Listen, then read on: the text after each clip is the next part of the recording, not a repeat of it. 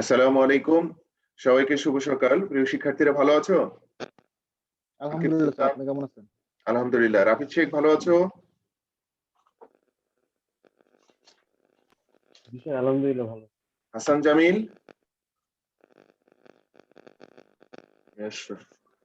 আচ্ছা, আমরা শুরু করি। হ্যাঁ, যেহেতু রিভিশন ক্লাস, এই অধ্যায়ের মধ্যে ভিতরে কি আছে আমি একটা বলে যাই।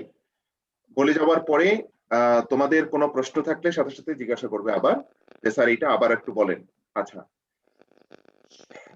যেহেতু প্রথম অধ্যায়ের নাম হচ্ছে ব্যবসার মৌলিক ধারণা, সুতরাং ব্যবসা সম্পর্কে প্রাথমিক ধারণাটুকু আমরা জানি যে হ্যাঁ, কেউ কিছু বলছো? না স্যার। ওকে। মুনাফা অর্জনের উদ্দেশ্যে বৈধ ঝুঁকি নিয়ে বৈধ যে কোনো অর্থনৈতিক কর্মকাণ্ডকে ব্যবসা বলে। অর্থাৎ যে অর্থনৈতিক কর্মকাণ্ডের পেছনে, অর্থনৈতিক কর্মকাণ্ড তো অবশ্যই হতে হবে, যে অর্থনৈতিক কর্মকাণ্ডের পেছনে হলো মুনাফা অর্জনের প্রধান উদ্দেশ্য থাকবে, ঝুঁকি থাকবে, আইনগত বৈধতা থাকবে এবং অর্থনৈতিক আর্থিক মানদণ্ডের পরিমাপ, অর্থের মাপকাঠিতে পরিমাপযোগ্য হতে হবে। এরকম অর্থনৈতিক কর্মকাণ্ডকে বলা হবে ব্যবসায়। তো ব্যবসায়ের আমরা যে তিনটি শাখা, চারটা বৈশিষ্ট্য আমরা পাইলাম কি? মুনাফা অর্জনের উদ্দেশ্য থাকবে, ঝুঁকি থাকবে, তারপর হচ্ছে আইনগত বৈধতা থাকবে, তারপরে হচ্ছে লেনদেনের মানে অর্থনৈতিক আর্থিক কর্মকাণ্ড থাকতে হবে। এর বাইরেও আর কিছু থাকবে, লেনদেনের পৌনঃপুনিকতা থাকবে, অর্থাৎ বারবার লেনদেন হবে, অর্থাৎ ক্রয় হবে বিক্রয় হবে, ক্রয় হবে বিক্রয় হবে। যদি কোনো দ্রব্য ক্রয় করে নিয়ে এসে রাখা হয় বিক্রয়ের উদ্দেশ্য নয়, তাহলে সেটাকে আমরা ব্যবসা হিসেবে গণ্য করব না। তাহলে ব্যবসার মূল উদ্দেশ্য হচ্ছে মুনাফা অর্জন। এখানে এই ব্যবসায়ের লাভও হতে পারে, লসও হতে পারে, অর্থাৎ লাভ লস দুটি হওয়ারই সম্ভাবনা রয়েছে, সুতরাং এটি ঝুঁকি এবং অনিশ্চয়তা রয়েছে। লেনদেনের পৌনঃপুনিকতা অর্থাৎ বারবার ক্রয় বিক্রয় হবে, অর্থাৎ ক্রয় করে বিক্রয়ের উদ্দেশ্যে ক্রয় করতে হবে। তারপর আইনগত বৈধতা, অর্থাৎ দেশের প্রচলিত আইন অনুযায়ী এই ব্যবসাগুলো কি হতে হবে? বৈধ হতে হবে। স্বাধীন পেশা ও বৃত্তি, অর্থাৎ একজন ব্যবসায়ী ব্যবসা যখন করবে তখন তার নিজের ইচ্ছা মতো ব্যবসা প্রতিষ্ঠান পরিচালনা ও নিয়ন্ত্রণ করতে পারবেন, কারো অধীনে তিনি থাকবেন না। আর উপযোগী সম্পদ সৃষ্টি, যেহেতু ব্যবসা প্রতিষ্ঠান কি করে, মানুষের ব্যবহার উপযোগী পণ্যে মানে ব্যবসার যদি আওতায় দেখি, এখানে শিল্প বাণিজ্য প্রত্যক্ষ সেবা আছে। তো শিল্পে কি হয় যে প্রাকৃতিক সম্পদগুলো সংগ্রহ করে মানুষের ব্যবহার উপযোগী চূড়ান্ত ভোগ উপযোগী পণ্যে রূপদান করা হয়। তার মানে হচ্ছে যে প্রাকৃতিক সম্পদগুলোর উপযোগিতা বৃদ্ধি করা হয়। আগে যে যখনই একটি পণ্যের হলো আকার আকৃতি গুণাগুণ ইত্যাদি পরিবর্তন করা হবে তখন এর উপযোগিতা বৃদ্ধি পাবে, অর্থাৎ উপযোগ বৃদ্ধি পাবে। উপযোগ বৃদ্ধি পাওয়া মানে হচ্ছে যে এর ভ্যালু বৃদ্ধি পাওয়া, সম্পদ বৃদ্ধি পাওয়া। এই হচ্ছে আমাদের ব্যবসার বৈশিষ্ট্য। তাহলে ব্যবসার আওতা, পরিধি, বিষয়বস্তু কে তিনটি ভাগে ভাগ করা হয়েছে। একটা হলো শিল্প, আর একটা হলো বাণিজ্য, আর একটা হচ্ছে প্রত্যক্ষ সেবা। যে কোনো প্রতিষ্ঠানের অন্ততপক্ষে দুটি থাকবে, একটা শিল্প থাকবে, একটা বাণিজ্য থাকবে, তাই না? তো শিল্প কি? যে প্রাকৃতিক শিল্প মানে হচ্ছে যে উৎপাদন। শিল্প মানেই হচ্ছে উৎপাদন, অর্থাৎ প্রাকৃতিক সম্পদ সংগ্রহ করে মানুষের ব্যবহার উপযোগী পণ্যে রূপদান করা। তো এই রূপদানকারী প্রতিষ্ঠানের পণ্যের ধরন, বিভিন্ন পণ্য বিভিন্ন ভাবে রূপদান করা হয়। এই রূপদানের উপর ভিত্তি করে আমাদের অনেকগুলো কি আছে, প্রকারভেদ আছে। যেমন প্রজনন, যেমন প্রায় আমরা 8-9 প্রকার 10 প্রকার আমরা দেখেছিলাম, তাই না, যখন পড়ানো হয়েছিল। প্রজনন, নিষ্কাশন, নির্মাণ, উৎপাদন, সেবা, কৃষি, তারপর হচ্ছে যে যৌগিক শিল্প, বিশ্লেষণ শিল্প, এরকম আছে না, যৌগিক বিশ্লেষণ, এরকম আমরা দেখেছিলাম। এগুলো নিয়ে তো নিশ্চয়ই তোমরা সবাই জানো। প্রজনন মানে হচ্ছে বংশ বৃদ্ধি করা বোঝায়। উদ্ভিদ ও প্রাণীর থেকে নতুন উদ্ভিদ ও প্রাণীর সৃষ্টি বা জন্ম হওয়ার জন্য যে শিল্প প্রতিষ্ঠানগুলো কাজ করে থাকে সেটাই হচ্ছে আমাদের প্রজনন শিল্প। ঠিক এটি কৃষি শিল্প কখন হবে? যখন এটি উদ্ভিদ ও প্রাণীর বংশবৃদ্ধি করাকে বোঝাবে না, বরং এটি লালন পালন বৃদ্ধি বড় করাকে বোঝাবে, তখন এটাকে কৃষি শিল্প বলা হয়। তো হচ্ছে প্রজনন এবং কৃষি, এটা দুটাই হচ্ছে প্রাথমিক শিল্প। এরপরে নিষ্কাশন, অর্থাৎ প্রাকৃতিক মাটি, পানি, বায়ু থেকে প্রাকৃতিক সম্পদ সংগ্রহ করার কাজে যে শিল্পগুলো জড়িত সেটাই হচ্ছে আমাদের নিষ্কাশন শিল্প। ভূগর্ভে অনেক প্রাকৃতিক সম্পদ রয়েছে, বনে কাঠ রয়েছে, মধু রয়েছে, মোম রয়েছে ইত্যাদি, সমুদ্রে মাছ রয়েছে। এগুলো থেকে এগুলো সংগ্রহ করার জন্য যে শিল্প জড়িত শিল্প হচ্ছে আমাদের নিষ্কাশন শিল্প। এরপর হচ্ছে প্রস্তুত শিল্প বা উৎপাদন শিল্প। যখন প্রাথমিক শিল্পগুলোকে ব্যবহার করে একটি প্রক্রিয়ার মধ্য দিয়ে বিভিন্ন প্রসেস একটা প্রক্রিয়ার মধ্য দিয়ে নতুন আরেকটি পণ্য উৎপাদন করা হয়, তখন সেটাকে বলা হয় প্রস্তুত শিল্প বা উৎপাদন শিল্প। এটা উৎপাদন শিল্প, বুঝা গেছে? এগুলো মাধ্যমিক শিল্পের মতো পড়ে। এরপর আসলে দেখি বাণিজ্য। বাণিজ্য মানে কি? উৎপাদিত পণ্য চূড়ান্ত ভোক্তাদের কাছে পৌঁছানোর জন্য যে কাজগুলো করা হয় সেই কাজগুলো সমষ্টিকে বলা হয় বাণিজ্য। অথবা উৎপাদিত পণ্য চূড়ান্ত ভোক্তাদের কাছে পৌঁছানোর জন্য যে বাধাগুলো রয়েছে, বাধা দূরীকরণের জন্য যে কাজগুলো করা হয় সেগুলোকে বলা হয় বাণিজ্য। তো বাণিজ্যকে হচ্ছে বাণিজ্যের অন্তর্ভুক্ত হচ্ছে ট্রেড বা পণ্য বিনিময় আর বিনিময় সহক কার্যাবলী। বিনিময় সহক কার্যাবলী যে কোনো প্রতিষ্ঠানের যে কোনো ক্ষেত্রে হতে পারে। তো এটা কোনো প্রকারভেদ নয়। প্রকারভেদ হচ্ছে ট্রেড বা পণ্য বিনিময়কে দুইটি ভাগে ভাগ করা হয়েছে। একটা হলো অভ্যন্তরীণ বাণিজ্য আর একটা হচ্ছে বৈদেশিক বাণিজ্য। অভ্যন্তরীণ দেশের সীমানার ভিতরে একাধিক ব্যক্তি বা প্রতিষ্ঠানের মধ্যে হতে পারে। আর বৈদেশিক বাণিজ্য কি?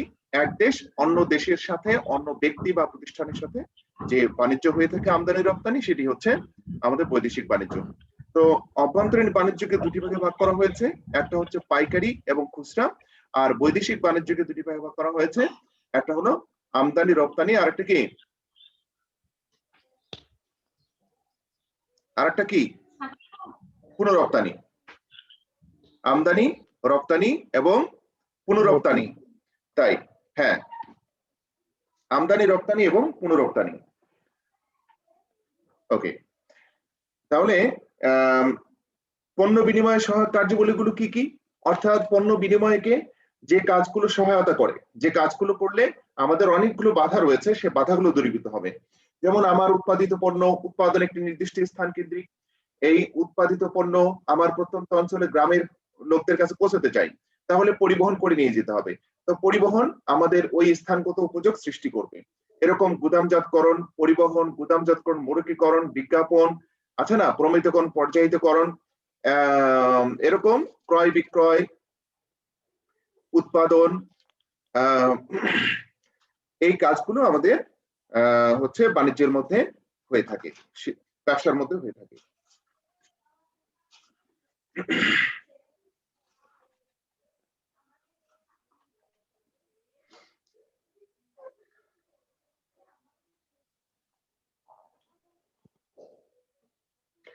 প্রত্যক্ষ সেবা কাকে বলে? গ্রাহকদের প্রয়োজন পূরণে সমর্থ এমন কোন কাজ, সুবিধা বা তৃপ্তিকে প্রত্যক্ষ সেবা বলা হয়। যখন একজন সেবাদাতা সেবা গ্রহীতাকে অর্থের বিনিময়ে মুনাফা অর্জনের উদ্দেশ্যে সেবা প্রদান করে থাকেন, তখন সেটাকে বলা হয় প্রত্যক্ষ সেবা। তো এই প্রত্যক্ষ সেবার মধ্যে যদি ঝুঁকি থাকে তাহলে সেটি ব্যবসার মধ্যে অন্তর্ভুক্ত হবে। অর্থাৎ ঝুঁকি মানে কি? লাভ বা লস দুটি হতে পারে। যেমন হচ্ছে কয়েকজন ডক্টর মিলে একটা ক্লিনিক দিল, ক্লিনিকে রোগী আসলেই যদি রোগী দেখার সুযোগ থাকে, রোগী আসলেই ওই ক্লিনিকের লাভ হবে, অন্যথায় ক্লিনিকের লস হবে। তাহলে এই যে লাভ বা লসের বিষয়টি, সেটি হচ্ছে প্রত্যক্ষ সেবার অন্তর্ভুক্ত, আমাদের ব্যবসার একটি শাখা। কিন্তু ধরো সরকারি মেডিকেল কলেজগুলোতে যে ডক্টররা সেবা দিচ্ছে রোগীদেরকে, সেই রোগী গেলেই বা কি, না গেলেই বা কি, তাই না? তো ওদের তো শুধু সেবা, আমরা বলবো ওটা শুধু সেবা, কিন্তু প্রত্যক্ষ সেবার মধ্যে ব্যবসার মুনাফা অর্জনের সম্পর্ক, লাভ বা লসের সম্পর্ক রয়েছে। এখন এই প্রত্যক্ষ সেবার মধ্যে অন্তর্ভুক্ত কি কি রয়েছে? শিক্ষা খাত, স্বাস্থ্য সেবা, পেশাগত সেবা, ভোক্তা সেবা, এই বিষয়গুলো নিশ্চয়ই তোমরা পড়েছো। এখন আসলে দিকে সামাজিক ব্যবসা কাকে বলে?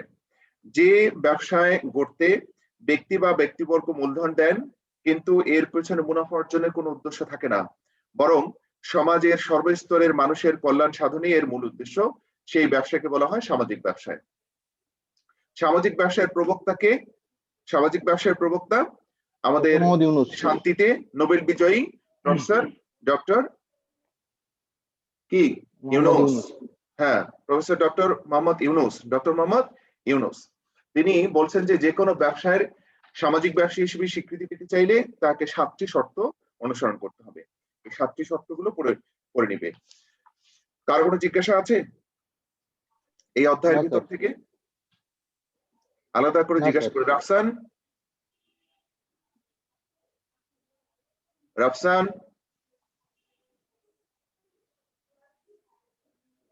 মুহতাসিন, কোনো প্রশ্ন আছে?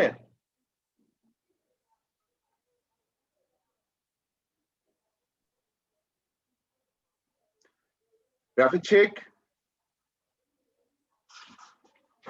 না স্যার। Okay, thank you. তাহলে চলো আমরা একটু হলো এমসিকিউ এবং সিকিউ আলোচনা করি। এমসিকিউ এবং সিকিউ আলোচনা করি, মাঝে মাঝে আলোচনা করে যাই। 10 নম্বর দেখো, এমসিকিউ 10। দেখো তো আছে কিনা তোমাদের বইতে, পণ্য বন্টনে স্থানগত বাধা দূর হয় কিসের মাধ্যমে?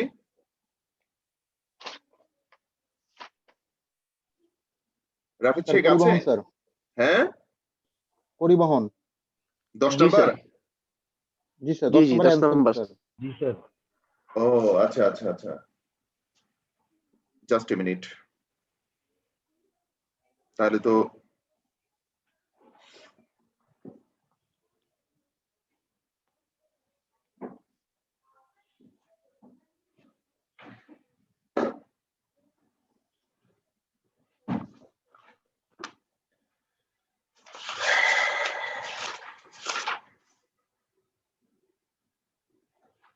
আরে কোন বই নিয়ে এসেছি?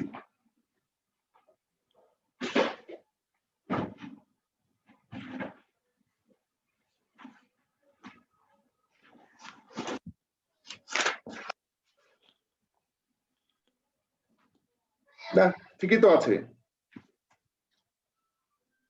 স্যার 10-এর উত্তর, পণ্য বন্টন স্থানগত বাধা দূর করে কিসের মাধ্যমে? পরিবহনের মাধ্যমে। ওহো, তোমরা এটা বলেছো? জি স্যার। আচ্ছা, আমি তো ভাবছি যে উত্তর মিলতেছে না, মানে ওই যে প্রশ্ন মিলতেছে না। ও ওকে স্যার। ওকে, তাহলে আমরা অন্য এক ভাবে যাই। ধরে নাও যে 9 নাম্বার দেখো, পণ্য বন্টনে ব্যাংক কোন ধরনের বাধা দূর করে? প্রচার, অর্থগত। অর্থগত, রাইট। 19 নম্বর, ব্যবসায়ের সব থেকে মর্যাদার বিষয় কোনটি? মুনাফা, সমৃদ্ধি, শৃঙ্খলা, সুনাম? শুনলাম। সুনাম। তারপরে 29 নাম্বার, অকটেন প্রস্তুত কোন শিল্প, ধরনের শিল্প? কেউ উত্তর দেখবে না। অকটেন প্রস্তুত কোন ধরনের শিল্প? যৌগিক, প্রক্রিয়া, বিশ্লেষণ। বিশ্লেষণ, রাইট। হ্যাঁ, খনিজ তেল সংগ্রহ করে বিশ্লেষণের মাধ্যমে অকটেন, ডিজেল ইত্যাদি তৈরি করা হয়, মোবিল ইত্যাদি তৈরি করা হয়। 39, নিচের কোনটি বাণিজ্যের বৈশিষ্ট্য? উৎপাদনকারী শাখা, স্থায়ী মূলধনের আধিক্য, অস্পর্শনীয় প্রকৃতি, ব্যক্তিগত সহায়ক উপযোগ সৃষ্টি?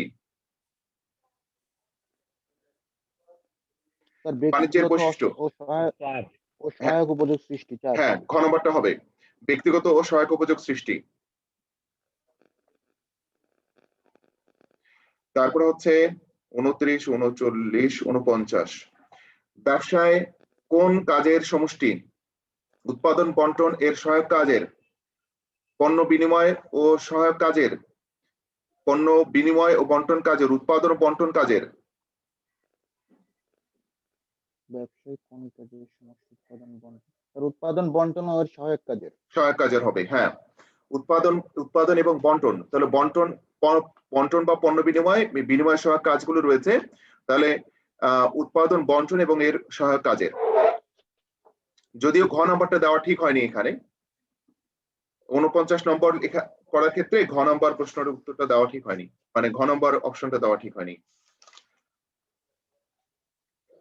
রমিজ সিলেট থেকে কমলালেবু কিনে ঢাকায় এনে বিক্রয় করেন, এক্ষেত্রে ব্যবসার কোন কাজটি তার সাথে কম সম্পর্কযুক্ত? রমিজ সিলেট থেকে কমলালেবু কিনে এনে ঢাকায় বিক্রি করেন, এক্ষেত্রে ব্যবসার কোন কাজটি তার সাথে কম সম্পর্কযুক্ত? পরিবহন, অর্থসংস্থান, ঝুঁকি গ্রহণ, কত নাম্বার? বিজ্ঞাপন? হ্যাঁ, বিজ্ঞাপন। পরিবহন স্যার। বিজ্ঞাপন, রাইট। বিজ্ঞাপন কম ঝুঁকিপূর্ণ, মানে কম কম সম্পর্কযুক্ত। Sorry sir. ঠিক আছে, বিজ্ঞাপন হবে। জি স্যার। 59, 69, একটা ব্যবসায় প্রতিষ্ঠানের অর্থনৈতিক গুরুত্ব হিসেবে বিবেচ্য। অর্থনৈতিক গুরুত্ব, এটি সম্পদের উপযুক্ত ব্যবহার নিশ্চিত করে, এটি কর্মসংস্থানের ব্যবস্থা করে, এটি পণ্য ও সেবার যোগান নিশ্চিত করে। অর্থনৈতিক গুরুত্ব আছে না আমাদের, আর্থসামাজিক গুরুত্ব? জি স্যার। হ্যাঁ, আর্থসামাজিক জি স্যার। গুরুত্বের মধ্যে কি কি আছে?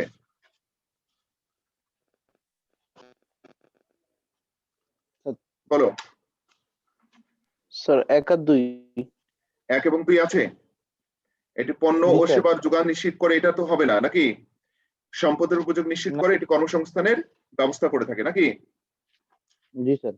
ওকে, তারপরে হচ্ছে 69 79 আমরা ছেড়ে যাচ্ছি। আনোয়ারের কাজটি কোন ধরনের ব্যবসা অন্তর্ভুক্ত? আচ্ছা, তাহলে উদ্দীপক আমরা পড়ে দেখি। আনোয়ার পড়াশোনা শেষ করে চাকরি না পেয়ে বাড়িতে মুরগি খামার স্থাপন করেন।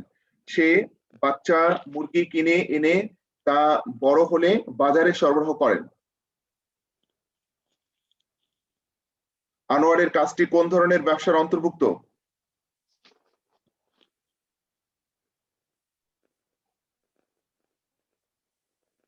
বাণিজ্য।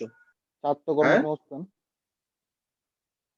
আনোয়ার পড়াশোনা শেষ করে চাকরি না পেয়ে বাড়িতে মুরগি খামার স্থাপন করেন। সে বাচ্চা মুরগি কিনে এনে স্যার আত্মকর্মসংস্থান হতে পারে স্যার। হ্যাঁ তা বড় হলে বাজারে সরবরাহ করেন। আনোয়ারের কাজটি কোন ধরনের ব্যবসার অন্তর্ভুক্ত? হ্যাঁ, আত্মকর্মসংস্থানে এটা দেখছি আমি। একটা আছে শিল্পও আছে, বাণিজ্যও আছে, বুঝতে পেরেছো? তা আত্মকর্মসংস্থান হবে। জি আনোয়ারের স্যার। মুরগি পালনের কারণ পৈতৃক ব্যবসা তো না। আত্মকর্মসংস্থানের সুযোগ মুনাফা 2 এবং 3, তাই না? জি স্যার। হ্যাঁ, এরপরে দেখে 81 82 নাম্বার দেখি। সম্প্রতি এমবিএ পাশ করে আশরাফুল গ্রামের পুকুরে মাছ চাষ করার কথা ভাবে। সম্প্রতি এমবিএ পাশ করে আশরাফুল গ্রামের পুকুরে মাছ চাষ করার কথা ভাবে। পরিকল্পনা মোতাবেক সে তার পুকুরে মাছের পোনা ছাড়ে এবং তা বড় হলে স্থানীয় বাজারে বিক্রি করে। আচ্ছা, উদ্দীপকে বর্ণিত আশরাফুলের কাজটি কোন শিল্পের অন্তর্গত? প্রজনন, নিষ্কাশন, কৃষি, উৎপাদন?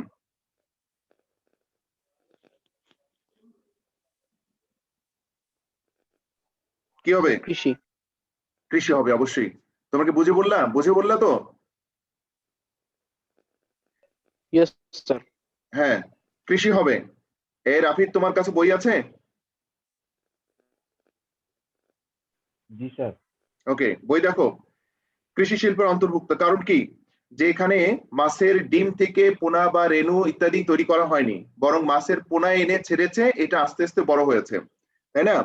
ছাড়ে এবং তা বড় হলে স্থানীয় বাজারে বিক্রি করে সে লাভবান হচ্ছে, তাহলে এটা কৃষি শিল্পের অন্তর্ভুক্ত। আশরাফুলের মাছ স্যার। চাষে জড়িত। হ্যাঁ বলো। স্যার তাহলে আগের কোশ্চেনটা যে ছোট মুরগি কিনে বড় করছে, এটাও তো তাহলে শিল্প হয় না? কিন্তু ওটা বিক্রিও তো করেছে, আত্মকর্মসংস্থান অন্তর্ভুক্ত। আনোয়ারটা। বিক্রিও করেছে না, বড় করে সে বিক্রি করেছে না। জি স্যার। শিল্প হবে, বাণিজ্য হবে, কিন্তু দুটাই আত্মকর্মসংস্থানের। ব্যক্তির চাকরি না পেয়ে সে ওই কাজে জড়িত হয়েছে, আত্মকর্মসংস্থান। আশরাফুলের ও জি স্যার, মাছ বুঝতে চাষে পেরেছি। জড়িত হওয়ার কারণ কি?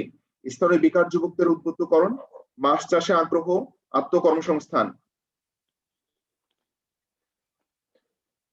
কোনটা হবে? আশরাফুলের মাছ চাষে জড়িত হওয়ার কারণ সম্প্রতি এমবিএ পাশ করা আশরাফুল গ্রামের পুকুরে মাছ চাষ করার কথা ভাবে। তার মানে মাছ চাষে তার আগ্রহ ছিল, আত্মকর্মসংস্থান এবং পরিকল্পনা মোতাবেক সে তার পুকুরে মাছ চাষের পোনা ছাড়ে এবং বড় হলে স্থান হয়েছে। না, 1 নম্বর হবে না, 2 এবং 3 হবে। মাছ চাষে আগ্রহ এবং আত্মকর্মসংস্থান। Yes sir. এরপরে 85 86 দেখো।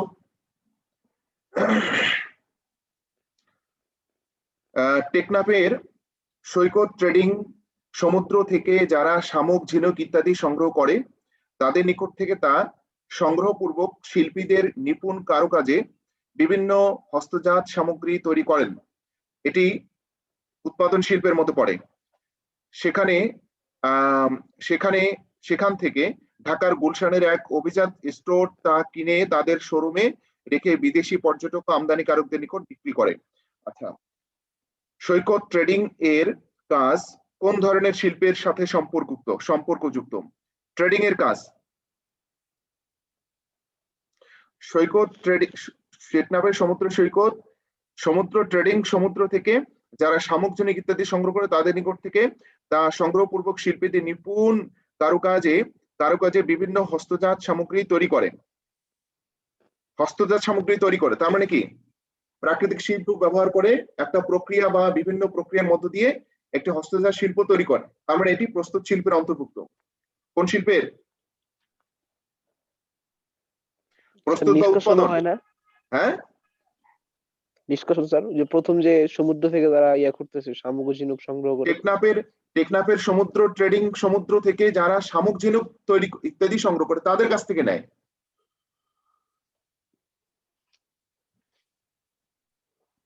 বুঝেছো? জি স্যার, বুঝতে পেরেছি।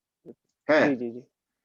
যারা যারা ওই যে শামুক ঝিনুক ওখানে হলো টুকায় নেয়, তাদের কাছ থেকে এই ট্রেডিং প্রতিষ্ঠান সৈকত ট্রেডিং এরা সংগ্রহ করে।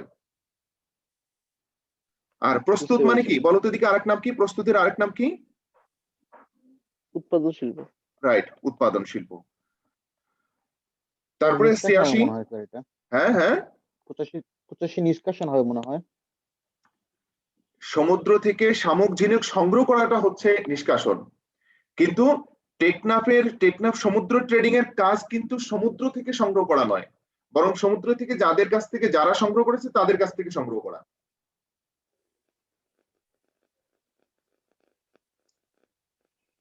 বুঝেছো?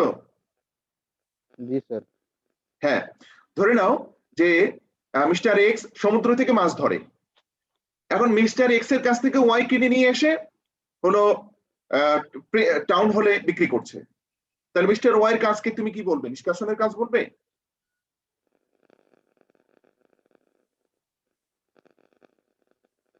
না স্যার। না, ওটা বলবে না। মিস্টার এক্স এর কাজ নিষ্কাশন শিল্পের মধ্যে পড়ে। ওকে, গুলশানের অভিজাত প্রতিষ্ঠানটির কাজ গুরুত্বপূর্ণ কারণ অপ্রচলিত পণ্যের উৎপাদনকে উৎসাহিত করছে, বিদেশি মুদ্রা অর্জনে ভূমিকা রাখছে। ওই যে দেশি বিদেশি পর্যটক আমদানিকারকদের নিকট বিক্রয় করবে, বিদেশে দেশের ভাবমূর্তি বৃদ্ধি পাবে। অবশ্যই 1 2 3 হবে।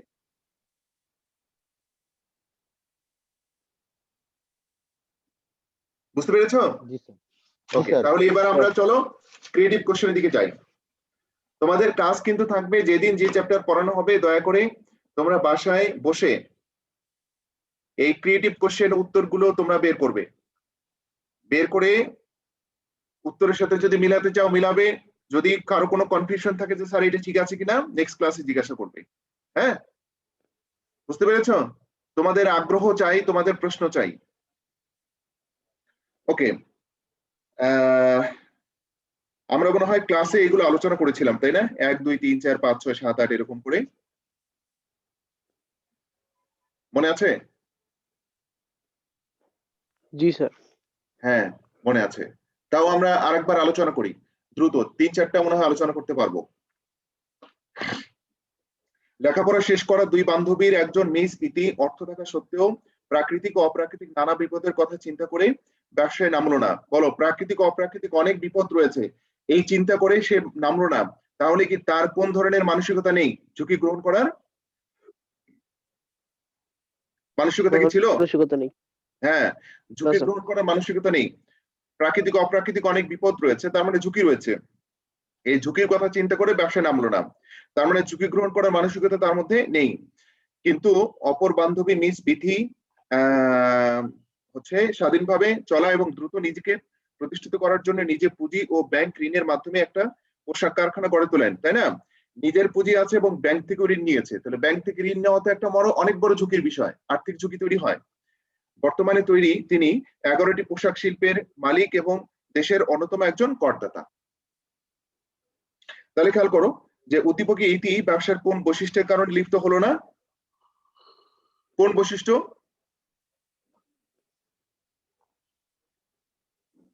কি মনে হয়? ঝুঁকি। ঝুঁকি, তার কি মানসিকতা ছিল সেটা আলাদা, ব্যবসায়ের বৈশিষ্ট্যের কথা জানতে চেয়েছে। আমরা প্রশ্ন যেভাবে যাবে ওইভাবে আমরা উত্তর লিখবো। তাহলে উদ্দীপকে ইতি ব্যবসায়ের ঝুঁকির বৈশিষ্ট্যের কারণে ব্যবসায় লিপ্ত হলো না। ঝুঁকি ইনভার্টেড কমার ভিতরে ঝুঁকি দিবে, ঝুঁকি বৈশিষ্ট্যের কারণে ব্যবসায় লিপ্ত হলো না। তখন তুমি দ্বিতীয় পারে কি লিখবে? ঝুঁকি কাকে বলে? ঝুঁকি কাকে বলে? এটা লাভ বা লস দুটি হওয়ার সম্ভাবনা থাকবে, আর ঝুঁকির একটি পুরস্কার হচ্ছে ব্যবসার মুনাফা, মুনাফাকে বলা হয় ঝুঁকির পুরস্কার। মুনাফাকে কি বলা হয়? ঝুঁকির পুরস্কার। তো যারা যত বেশি ঝুঁকি গ্রহণ করবে তারা তত বেশি মুনাফা অর্জন করতে, মুনাফার প্রত্যাশিত মুনাফার পরিমাণ তত বেশি হবে। এরপরে বান্ধবীর কথা উদ্দীপক থেকে বলবে যে লেখাপড়া শেষ করেছে কিন্তু ব্যবসায় হচ্ছে অনেক ঝুঁকি থাকার কারণে সে ব্যবসা করতে রাজি হলো না। তারপর হচ্ছে ব্যবসায়ী ভীতিকে প্রতিষ্ঠিত ও দেশের অর্থনীতিতে অবদান রাখতে সহায়তা করেছে। এটি কি একটি হচ্ছে কমেন্ট কিনা বলো তো দেখি? Yes sir. রাইট, এটি একটি কমেন্ট, তাই না? তাহলে এটি যথার্থ কিনা বলো তো দেখি? যথার্থ স্যার। যথার্থ। তোমাকে লিখতে হবে ব্যবসায়ী ভীতিকে, জ্ঞানের অংশটুকু লিখতে হবে, ব্যবসায়ী ভীতিকে প্রতিষ্ঠিত দেশের অর্থনীতিতে অবদান রাখতে সহায়তা করেছে, উক্তিটি যথার্থ। এরপরে তুমি বিথির কথা কি সে করেছে? বিথি কি করেছে? একটি ব্যবসা প্রতিষ্ঠান করতে চাইলে নিজের আগ্রহ, সাহস দরকার, ব্যবসায় লাভ বা লস রয়েছে, তারপরে ব্যবসার মূল উদ্দেশ্য মুনাফা অর্জন, অর্থ সংস্থান করতে হয়, এই অর্থ সংস্থানের ক্ষেত্রে নিজের অর্থ এর পাশাপাশি প্রয়োজনীয় অর্থ যোগান দিতে যদি ব্যাংক থেকে ঋণ গ্রহণ করতে হয় সেটাও করতে হবে, ইত্যাদি বিষয়গুলো কিন্তু আমাদের এখানে চলে আসবে। বাকিটুকু ব্যাখ্যা লিখবে। 2 নম্বর, রাসেল স্থানীয় যুব উন্নয়ন কেন্দ্র থেকে প্রশিক্ষণ শেষে মাত্র 30,000 টাকা পুঁজি নিয়ে পুকুরে মাছ চাষ শুরু করেন। 30,000 টাকা পুঁজি নিয়ে পুকুরে মাছ চাষ শুরু করেন। তার সংগৃহীত উন্নত জাতের তেলাপিয়া মাছের রেণু থেকে উৎপাদিত পোনা অল্প কিছুদিনের মধ্যেই বিক্রয়যোগ্য হয়ে ওঠে। তার সংগৃহীত উন্নত জাতের তেলাপিয়া মাছের রেণু থেকে উৎপাদিত পোনা, বুঝতে পেরেছ? রেণু থেকে উৎপাদিত পোনা, বলো এটি কি বংশবৃদ্ধি হয়েছে না হয় নাই? হয় নাই স্যার। বংশবৃদ্ধি হয় নাই, রেণু থেকে উৎপাদিত পোনা। স্যার ডিম বললেন হয়তো নাকি? হ্যাঁ,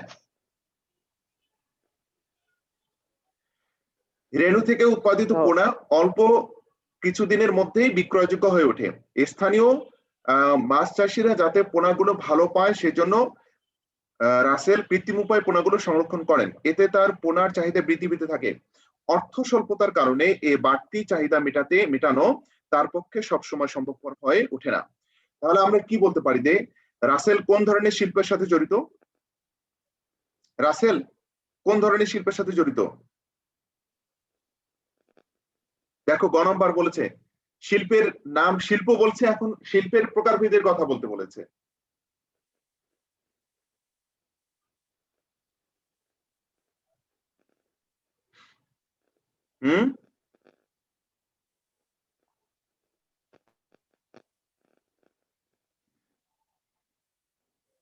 বলতে পারবে না?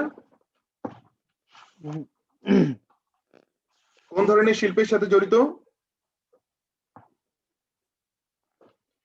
রেণু থেকে উৎপাদিত পোনা অল্প কিছুদিনের মধ্যে, রেণু থেকে উৎপাদিত বলছে যে রেণু থেকে পোনা উৎপাদন হয়, তার মানে এটা কি প্রজনন শিল্পের মধ্যে পড়ে না?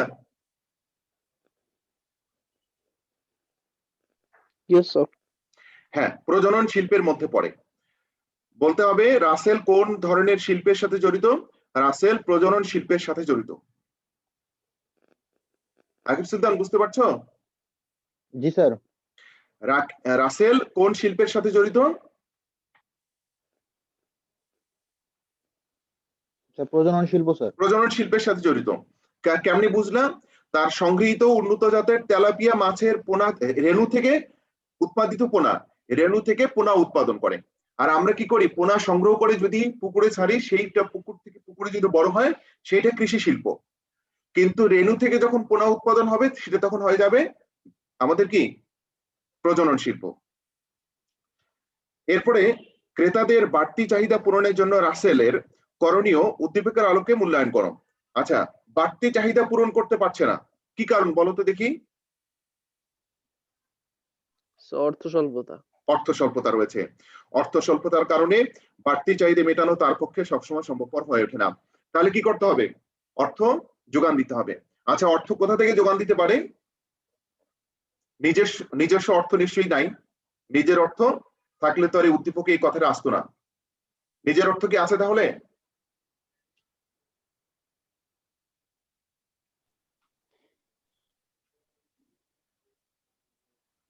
না স্যার। না, নিজের অর্থ নেই, তাহলে কি করতে হবে? ব্যাংক থেকে ঋণ নিয়ে, ব্যাংক অর্থগত বাধা দূর করে, তাহলে ব্যাংকে শরণাপন্ন হতে হবে। ব্যাংক থেকে প্রয়োজনীয় অর্থ সংগ্রহ করে আমাদের এই বাড়তি চাহিদা সরবরাহ করার জন্য, বাড়তি চাহিদা অনুযায়ী পণ্য সরবরাহ করার জন্য প্রয়োজনীয় ব্যবস্থা তিনি নিতে পারেন। 3 নম্বর,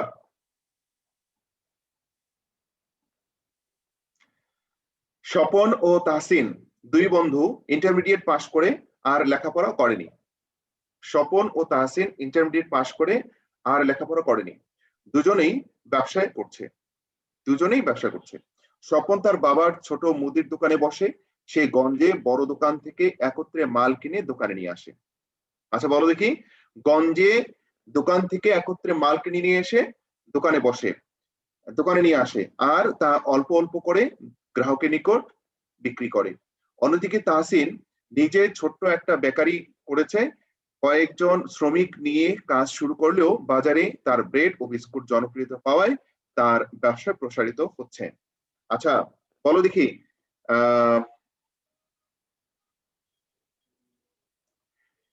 এই যে স্বপন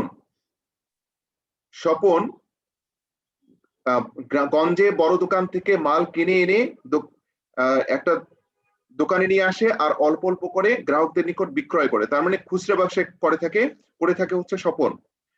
আর তাহসিন করছে হলো উৎপাদনের সাথে জড়িত।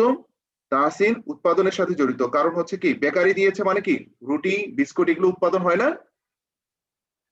Yes sir. হ্যাঁ, তার মানে এ শিল্পের কাজ করছে আর হচ্ছে স্বপন বাণিজ্যের কাজ করছে। বলতো দেখি, কোনটা সমাজের ক্ষেত্রে আর্থসামাজিক উন্নয়নে গুরুত্ব বেশি বহন করে, শিল্প না বাণিজ্য? শিল্প, রাইট। আর্থসামাজিক উন্নয়নে শিল্প বেশি ভূমিকা রাখে এবং এখানে মুনাফা অর্জনের সুযোগ সবচেয়ে বেশি থাকে। আর বাণিজ্যের যেহেতু বন্টন সংক্রান্ত কাজ, উৎপাদন করতে পারে না, সীমিত লাভ ওখানে। তো যখন শিল্প দেয়া হয় তখন সেখানে মুনাফা অর্জনের সুযোগও থাকে, কর্মসংস্থানের সুযোগ বেশি থাকে, মানুষের ইনকাম বেড়ে যায়, হলো বেকার সমস্যার সমাধান হয়, জীবনযাত্রার মান উন্নত হয়, সরকার বেশি পরিমাণে ট্যাক্স পায়, তাই না, ইত্যাদি আরো অনেকগুলো রয়েছে। আর বাণিজ্যের মধ্যে দেখা যায় যে মুনাফার পরিমাণ কম, এখানে উৎপাদন হওয়ার সুযোগ, পণ্য উৎপাদন হয় না, তো ওইখানে মুনাফা অর্জনের সুযোগ কম থাকে, সীমিত লাভে ওখানে করতে হয় এবং সেখানে কর্মসংস্থানের পরিমাণ শিল্পের তুলনায় অনেক কম। আমরা এবার দেখি স্বপন অভ্যন্তরীণ বাণিজ্যের কোন ধরনের ব্যবসায় চালাচ্ছে, বলতো দেখি।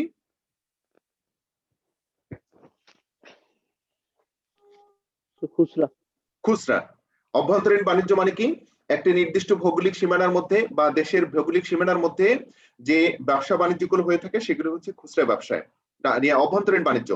এই অভ্যন্তরীণ বাণিজ্যকে দুটি ভাগে ভাগ করা হয়েছে, একটা পাইকারি এবং খুচরা।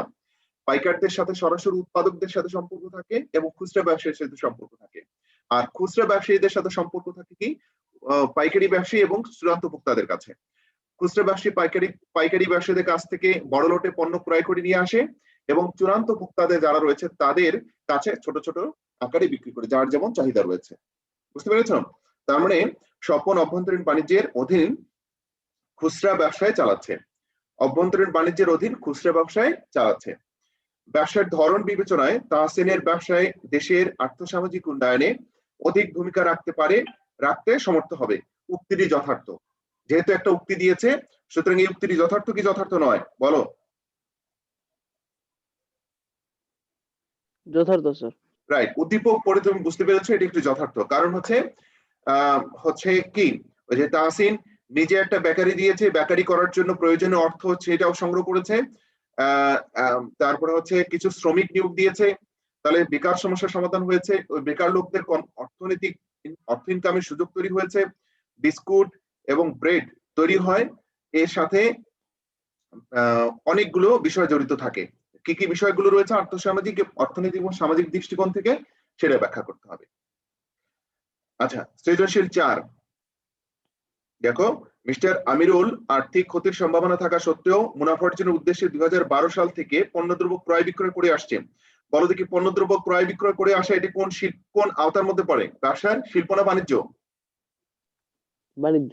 বাণিজ্যের আওতাভুক্ত। এতে তার লাভ খুব সামান্য হয়, তাই তিনি 2019 সালে ব্যাংক থেকে ঋণ নিয়ে কারখানা গড়ে পণ্য উৎপাদনে সচেষ্ট হন। এইবার তিনি কি করবেন বলো দেখি? তিনি পণ্য উৎপাদন করছেন, অর্থাৎ শিল্পের কাজ করছেন। বর্তমানে তার প্রতিষ্ঠানে 500 জন শ্রমিক কর্মরত রয়েছে। পণ্যের কদর দেশে বিদেশে ছড়িয়ে পড়ায় প্রচুর বৈদেশিক মুদ্রা অর্জিত হচ্ছে। তাই মিস্টার আমিরুল আজ সমাজে প্রতিষ্ঠিত। উদ্দীপকে আমিরুলের কর্মকাণ্ডকে ব্যবসায়ের আওতা বিবেচনা কি বলা হয়? আওতা বিবেচনায় বাণিজ্য বলে। প্রথমটা শিল্পই, দ্বিতীয় প্যারায় বলছে যে শিল্পই মিস্টার আমিরুলকে সমাজে প্রতিষ্ঠিত করেছে। এটি একটি উক্তি, এই উক্তিটি যথার্থ কি যথার্থ নয়? যথার্থ, যথার্থ। তাহলে তোমাকে শিল্পের গুরুত্ব তোমাকে উপস্থাপন করতে হবে।